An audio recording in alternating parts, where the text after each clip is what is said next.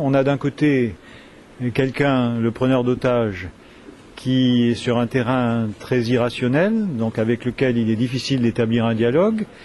On met en place un dispositif pour le cas où les choses tourneraient mal. Ça a été fait immédiatement et le plus rapidement possible.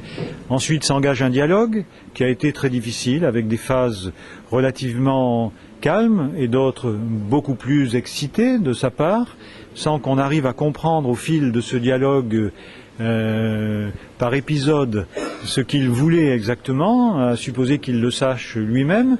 Quand la question était abordée, il répondait à chaque fois qu'on savait pourquoi il agissait, et à l'heure qu'il est, on ne sait pas.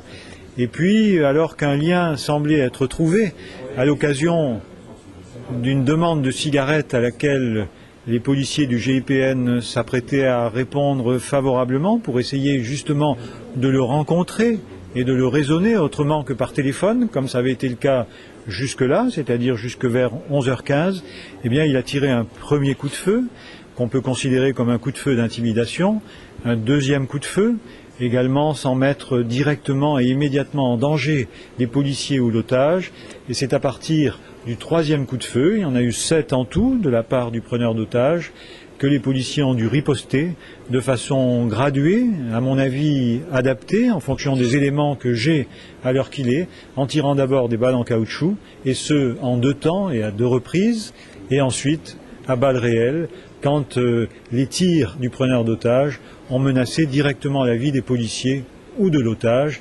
Là, il y a eu des tirs 2 fois à balles réelles. C'est un homme célibataire sans enfant, sans emploi actuellement, âgé de 52 ans, qui visiblement a quelques troubles psychologiques, sans que pour l'instant on soit en mesure d'être plus précis là-dessus, qui habite dans le sud-est du département, qui possède une petite maison sur Toulouse et qui visiblement a de fortes revendications, mais que personne n'a réussi à comprendre à l'heure qu'il est. Il porte une blessure très grave, blessure abdominale, qui lui vaut d'être opéré en ce moment même.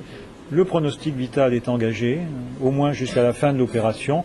Il porte également une autre blessure dans la région du cou, dont il est difficile pour l'instant de dire de façon définitive d'où elle provient, mais qui semble provenir d'une arme blanche. Il n'est pas du tout impossible qu'il se soit occasionné lui-même cette blessure. L'otage a été récupéré sain et sauf. C'est quand même une grande satisfaction pour tout le monde. Aucun policier n'a été blessé, même si, je l'ai précisé, on a saisi 2 casques de policiers qui portent des impacts de tir de la part du preneur d'otage et un bouclier qui porte aussi des impacts de tir.